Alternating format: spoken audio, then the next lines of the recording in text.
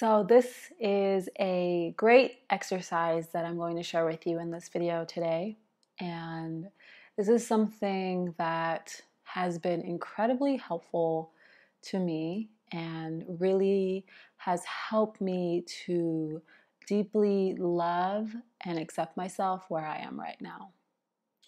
So the backstory of this exercise is that I remember I was at a podcast meetup, and after I had left that meetup, I was thinking to myself, oh my God, I talk too much. Oh my God, I said too much. Oh my God, I talk too much.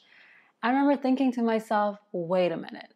Am I really gonna just sit here and bully myself? Am I really gonna sit here and be mean to myself because I talk too much? And then the words, and I love myself anyway, came strongly through.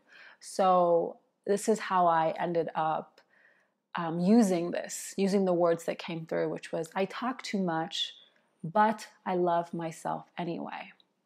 And I want to explain why this is such a powerful exercise. Whenever you are fighting with yourself, whenever you have any kind of negative idea, limiting thought, or judgment about yourself, it doesn't feel good. And most of us just get stuck there.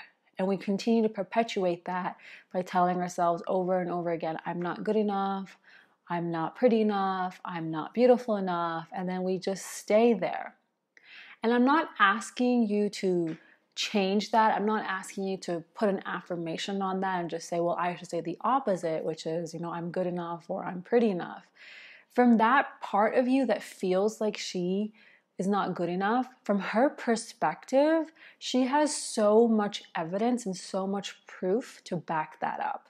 So if you tell her, you shouldn't be feeling this way, you should feel like you're good enough, she is not available to hear that because she has so much experience proving that that's what's real for her, is that she is not good enough.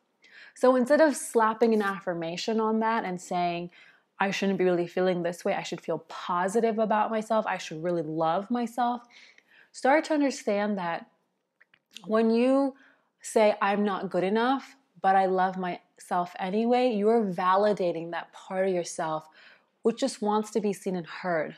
That's all she wants. She wants to be seen and heard for how she feels, not be told that she shouldn't feel this way or that she needs to feel differently. You acknowledge her by saying, I know that this is how you're feeling right now, but I'm going to choose to love you anyway. And this is where unconditional love really comes in. You're choosing to love yourself anyway, no matter how you are feeling about yourself, no matter how those parts of yourself are feeling in that moment, because they're totally justified to feel whatever they're feeling. So try this exercise. So how I want you to do this is pull out a journal and write down every single negative idea, every single limiting idea or belief, and every single judgment you have about yourself, and write it all down. I'm not good enough. I don't feel capable. I don't feel like I can accomplish XYZ. I don't feel like I'm pretty. I feel like I've had a really bad, childhood. I feel like I'm too old to live my dream. I feel like I'm whatever it is. Write down every single limiting idea, judgment, or negative idea or thought you have about yourself. And after each one, after you've written down all of them, write a comma, but I love myself anyway. Comma, but I love myself anyway. Comma, but I love myself anyway. So for example, I feel like I'm not capable, but I love myself anyway. I feel like I'm not good enough, but I love myself anyway. I feel like I'm not pretty, but I love myself anyway. I feel like I'm too old to really live the life that I want to live, but I love myself anyway. Do you understand what I'm saying here?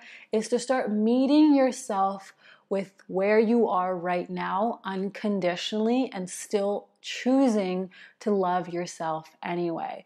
This is such a powerful exercise because it helps you drop into your heart. This helps you practice self-love, and whatever you tell yourself is what creates the internal environment within you. And so I want to pose a question to you. What happens to something you love and accept? It blooms, it nourishes, it grows. Now, what happens to something you hate or are mean to or are bullying? It decays, it dies. So really, really understand that this is a practice of meeting yourself where you are, unconditionally choosing to love yourself anyway. Head over to the Bloom membership Facebook group and share your thoughts and share how this exercise has gone for you, and share any limiting idea or judgment that feels very strongly with the group so we can support you. Take care.